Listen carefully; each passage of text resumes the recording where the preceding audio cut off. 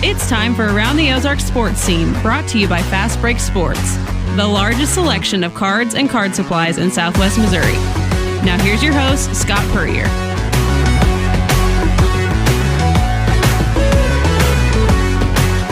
Welcome in to Around the Ozarks Sports Scene. I am Scott Puryear. As always, appreciate you taking time to listen to the podcast this week, and we're going to visit with Ty Wilmsmeyer, the starting center fielder for the number one ranked team in the country in college baseball, the Arkansas Razorbacks. Of course, Ty was a four-year player at Mizzou who went in the portal and moved on to Fayetteville, but before that, a standout at Glendale High School here in town. So we're looking forward to talking to Ty and get caught up on the Razorbacks and the fantastic season they're having so far. But we always start out this podcast with our look ahead, kind of things to watch this weekend and early next week in the local sports scene, maybe regional and national as well. And we'll start it off with it's time. Springfield Cardinals baseball season is here.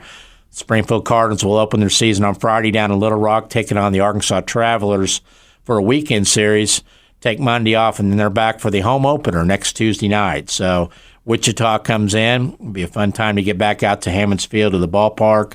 Springfield Cardinal baseball is back home all next week, Tuesday through Sunday. So get out and catch some AA baseball with the St. Louis Cardinals affiliate. Missouri State baseball Bears took a 10-15 record into the week. A couple of non-conference games early on, but then they head back out on the Valley Road this weekend. They're at Bradley, trying to rally after dropping 10 out of their last 11. So the Bears need to get things turned around. They always seem to warm up when the weather does. And, of course, Keith Gutton's final season of a 42-year career, so we want to see the Bears finish it off the right way there. So good luck to the Bears this weekend as they visit Bradley. One last note of good luck there to the Link Academy Lions down out of the Branson area. Of course, Link was the defending national champion in high school basketball last year. They won what was then called the Geico Championships. They've got a new sponsor for that tournament now. It's called the Chipotle Championships. Hopefully free chips and salsa for all the kids when they go to this. But it is now being played, instead of in Florida, it's in Brownsburg, Indiana, just outside of Indianapolis. And so Link will open up 5 o'clock on Thursday against Prolific Prep of California. Link is the 6th seed this year going in. That's easy for you to say. Prolific Prep is the number 3 seed. That's a Thursday, Friday, Saturday national championship tournament, 8-team field. All of it's on ESPN or one of its affiliates. I believe Thursday night's on ESPNU, and I think Saturday's championship game, 11 a.m., is on ESPN2. By the way, Montverde is the number 1 seed. They're a past Bass Pro Tournament Champions participant, and actually this year's TSC champion, Paul VI, is the number 2 seed in this. So they would have a date with Link in the semifinals on Friday afternoon, I believe at 1:30. So keep an eye out for that.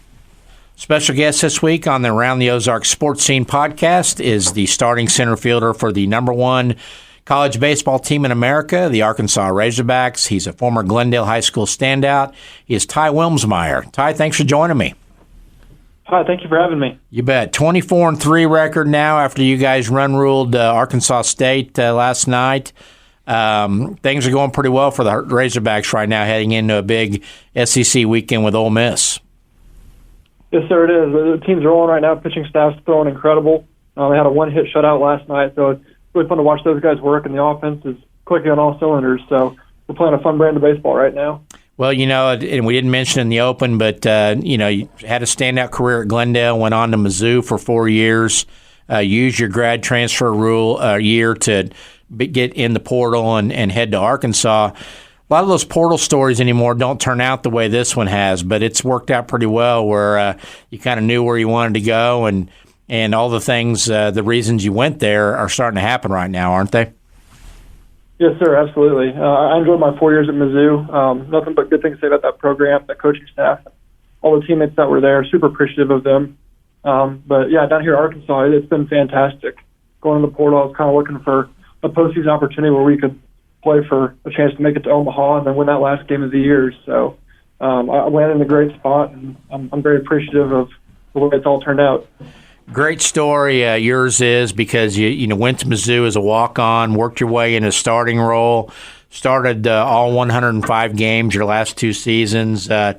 Key cog in that offense, of course, a great glove in center field, big stolen base threat. When you went in the portal, did you have Arkansas in mind immediately, or were there some other options you were considering? No, I'll be honest, Arkansas wasn't even on my radar when I went into the portal. I wasn't sure what the interest level would be like going into the portal. I don't know if a couple ACC or Big 12 schools I was kind of looking at just off the top of my head.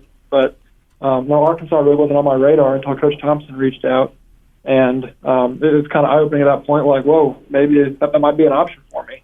Obviously, I have a great program, great coaching staff, and really good history of some winning baseball. So when that call came through, I was super stoked to have that conversation and figure out this might be a good landing spot for me. Do you think somebody was playing a prank on you at that time?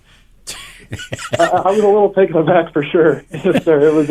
It was eye-opening for sure, but it was a very pleasant surprise. And I know, Keith Guttons, the Missouri State coach, been a longtime friend of mine, and I know that talking with him, they kind of made a pitch, and he would have loved to have you. Said you're a great kid, but sometimes kids have that goal and that vision, and your vision was to have a chance at postseason play, and looks like you're in a pretty good spot for that right now with the number 1 Razorbacks. Yes, sir. We're playing a good brand of baseball right now, and we're winning plenty of games, so hopefully we can keep that rolling next week against Ole Miss. Well, and again, Ole Miss coming in Thursday, Friday, Saturday. Every SEC weekend, home or away, is a big weekend. You had your career at Mizzou. Now you're playing at Baum-Walker Stadium in Fayetteville. When was that first moment in Fayetteville where the atmosphere, you kind of went, oh, wow. I mean, 11,000 there on Thursday or Friday nights for game 1, typically for a series opener. Do you remember when that first kind of chills up the spine moment came for you? I would say the opening weekend against James Madison. I believe in that 4-game set we had somewhere around 35,000 fans come in through that 4-game set. And then obviously once we get into the SEC series against Mizzou and LSU this past week, it was really eye-opening to hear and feel the crowd around you during the game. Just the kind of buzz in the air and the excitement for the program.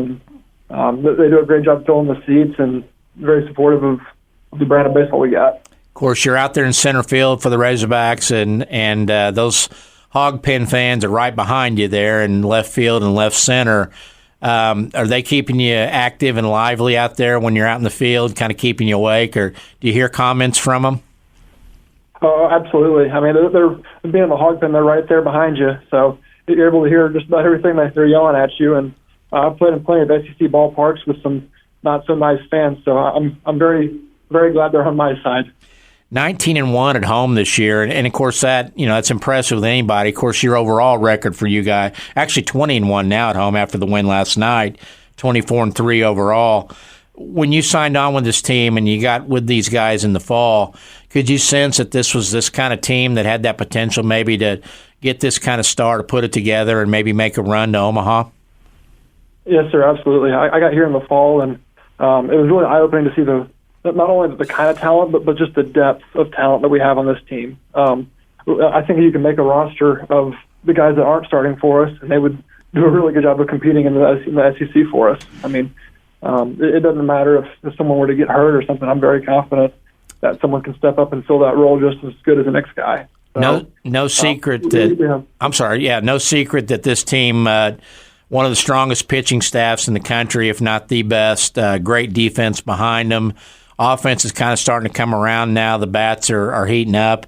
You're out there in center field, and I guess the guy that everybody's talking about across the country is Hagen Smith, the lefty that has a phenomenal, I think, 72 strikeouts in 35 innings pitched. His ERA is at 1.5. He's got a 5-0 record. You get a good seat for that down there that everybody else is paying $150 to get out there in the hog pen these games. What do you see with a Hagen Smith and all your pitchers? Man, Hagen's been incredible for us. One of the days that you can roll out on Friday night, and he's going to compete just as well, or if not better than anyone else in the country. I think he's averaging just over 2 strikeouts per inning. So being out there in center field, I kind of feel like a catcher in T-ball sometimes. But he's been a blast to watch, and all of our pitchers have been incredible this year. I think we have probably the best pitching staff in the country up to this point, and getting to play defense behind them has been amazing. Of course, your first ever SEC series, as fate would have it, was Mizzou coming to Fayetteville, and back in latter part of March. What was that like, that series for you with all your former teammates and getting to see them and compete against them? Yeah, it was a different feeling for sure. We're in the black and gold for 4 years, and then being on the flip side of that, it was great to see all those guys come back and get to have conversations with them and see how their seasons are going. And yeah, I mean, I was appreciative for my time there, and it was great to see them come in a couple weeks ago and get to compete against them. Well, at least you didn't run to the wrong dugout. You know, that would have been a little embarrassing, wouldn't it? Exactly. Yeah, it would have. You know, and Arkansas dominated that series 23-1 overall score count and in a 3-0 sweep of the series. What's the confidence level of this team right now? Because, you know, you just dispatched of LSU in 3 games in a big series in Fayetteville last weekend, 3 great games there. Does this team feel like a number 1 team in the country mentally? Yeah, the confidence is at an all-time high for sure. Our record speaks for itself. We know we got some really good ball players on this team, and the scary part is that we were talking today during practice. We don't feel like we've reached our full potential yet, and we know we can just keep getting better and better as the year goes on, and we'll see where we end up in June.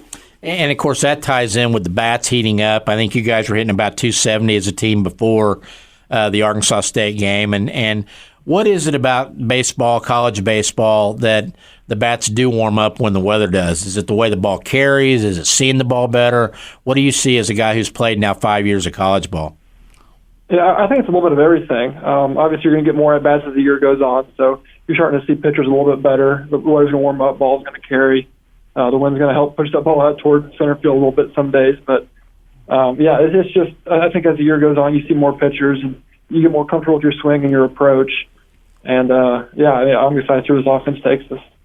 Well, you know, Arkansas, no question, the fans were ready for baseball. It wasn't a very good football season down there, and men's basketball really disappointed. Could you feel the buzz about baseball, I mean, really from the get-go with this team on campus and around the Fayetteville community? Yes, sir, absolutely. The fans down here have been great. I drive to the field probably 5 or 6 hours before the game every day, and there's always people lined up to get into the hog pen there before the players even get there. So, yeah, the fan support has been fantastic, and as long as we keep winning, I expect the fans are going to keep doing their thing. When you got on campus back in the fall for the first time and kind of saw the talent that Dave Van Horn and his staff have put together, what was that like, fall ball and the competition just for at-bats and for playing time and I guess more than anything else, facing those pitchers that everybody else is struggling with now, the opponent's side throughout the season? Yes, sir, absolutely. Getting here in the fall, we started scrimmaging pretty early, and it was very clear to me that we had 2 lineups of 9 players on each side, and it felt like a true SEC game. There were no weak spots in either one of the lineups. And kind of as we got rolling through the fall, there were times where hitters, myself included, would get frustrated with how they weren't swinging the bat well. But you got to turn around and say, well, we are facing one of the best pitching staffs in the country, so you can't be too hard on yourself. But as I say, iron sharpens iron, and I certainly think we're better for it. You know, every weekend in the SEC is a big weekend. You got some big ones coming up. You got Ole Miss this weekend. You know, looking down the line, you got Florida coming in. You go to Bama. I think it's Kentucky on the road, I believe, as well. A&M. So, I mean, there's not any kind of off weekends in the SEC, are there? No, they're not. Every single team in this league is a very good ball club. I think the D1 baseball staff actually released their field of 64 midseason.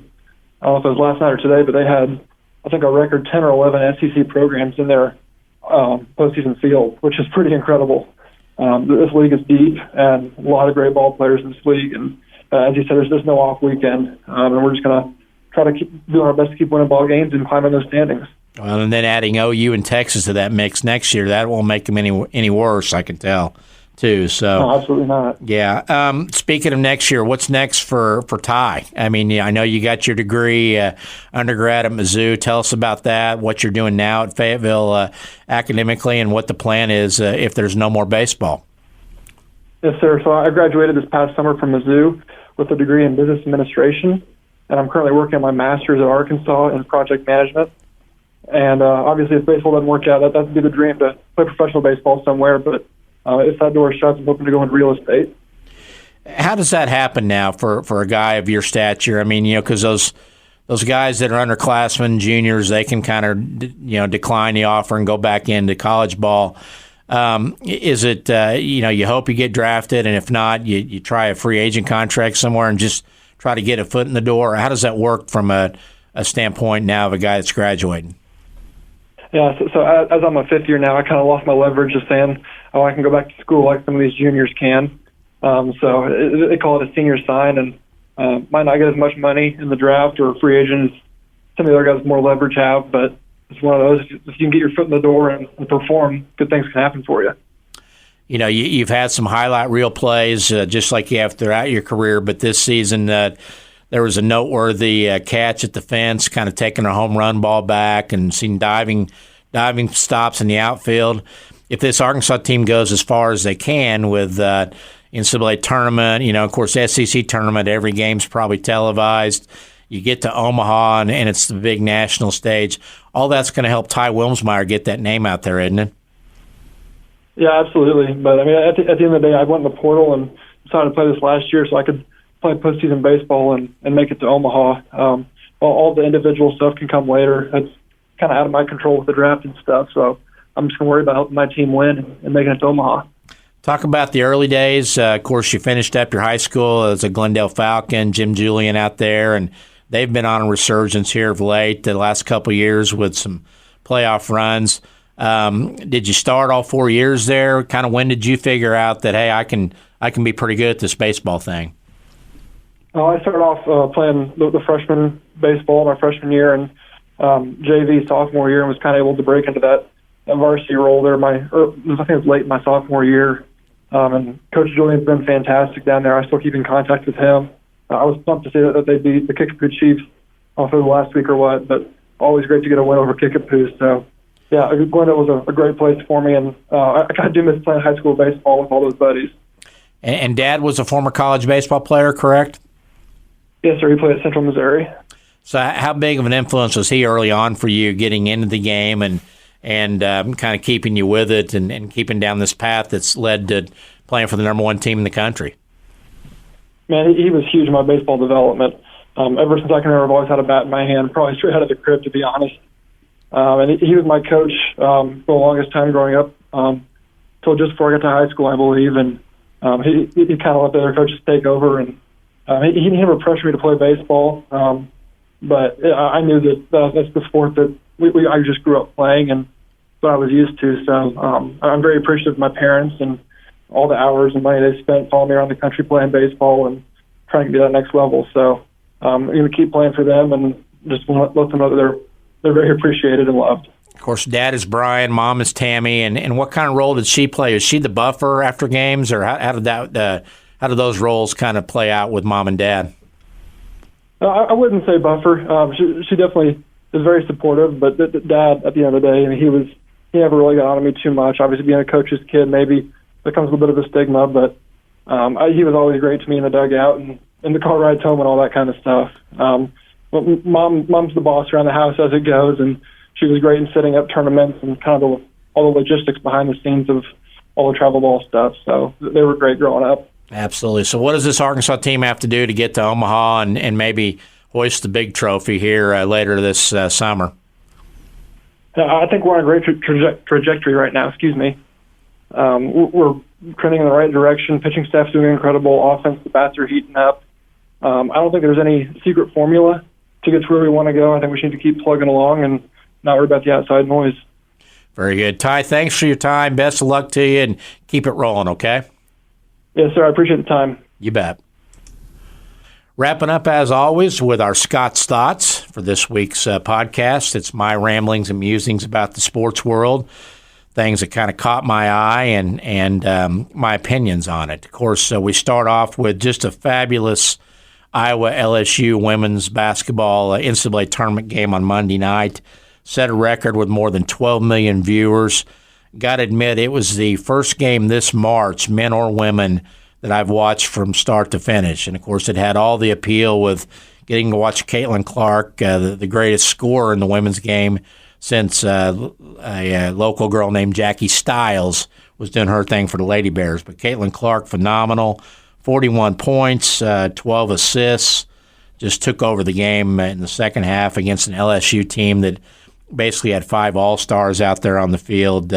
Congratulations to Iowa, and really feel good for Lisa Bluter, the Iowa head coach. She's managed this media circus that surrounds Caitlin Clark and all her accomplishments. And, of course, we go back to the days when Lisa Bluter was at Drake playing the Lady Bears and coming in to Hammond Student Center and giving them fits. So I really feel good for Lisa Bluter and Iowa. Hope they can win the whole thing.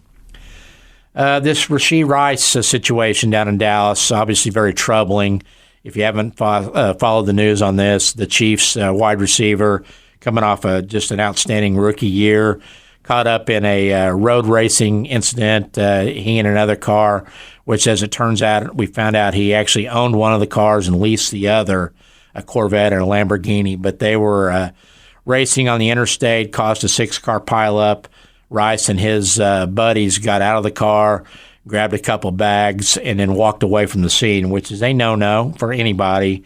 But it was just really appalling that I guess the attitude of thinking you could just walk away from that without checking on others to make sure they weren't hurt. So we'll see where this goes. Of course, the Chiefs have had some off-field incidents here recently with Coach Reed's son among those. My guess is this will be a slap on the wrist. Rice's attorney is a Texas senator, so I think hopefully there will be a stern warning and maybe some kind of penalty paid. But the kid's very lucky at 23 years old to have this and not have somebody lose their life in it. Speaking of the Chiefs, one note from this week, they have signed Carson Wentz as the backup to Patrick Mahomes this season. Of course, Wentz was an instant legend coming out of college and starring for the Eagles early on, and now he's become a backup and a guy that can't win many games. So my only thought on this is Patrick Mahomes, stay healthy. The final word has come out in the official press conference that Cuonzo Martin is the new old coach of the Missouri State Basketball Bears. That announcement coming on Monday this week. As we said last week, it's kind of one of those okay reactions to the hiring. It's not a buzz creator, but it's not a bad hire either. It's Cuonzo that his last time around here at Missouri State from 2008 to 11 was the last guy to really accomplish anything with the Missouri Valley Conference regular season title for the first time for the Bears back then, and had crowds of 10 and 11,000 in the arena for that march down the stretch. So it'll be interesting to see if Zoe can recreate that atmosphere and that excitement. It's a different world now than when he last coached. If you remember, he left here to go to Tennessee and then wound up at Cal and then was at Mizzou for 5 years before being let go in Columbia. Zoe's been on his couch for a couple of years, while the college game has certainly changed with NIL, with the transfer portal, all those things now a factor. It's just a different world. So we'll see how he's able to navigate that as a mid-major coach. Good luck to Cuonzo Martin in that new role there. And the added side note to that is the other candidate who appeared to be at least a strong candidate, if not receiving an offer, was Northwest Missouri State coach Ben McCollum, the winner of 4 national titles in his time up there at the D2 school. A very good coach who finally has shown an interest in maybe coming down here and being the Bears guy, but the Bears couldn't seal the deal. And he wound up, of course, at Drake, where he will come in and play the Bears on a regular basis at Great Southern Bank Arena. So that should be some fun watching there. Our thanks to Fast Break Sports, our sponsor of the Around the Ozarks Sports Scene podcast. Of course, it's baseball season. That means it's time to go get your baseball cards and supplies, protect those valuable cards and assets for longevity there and let them gain in value.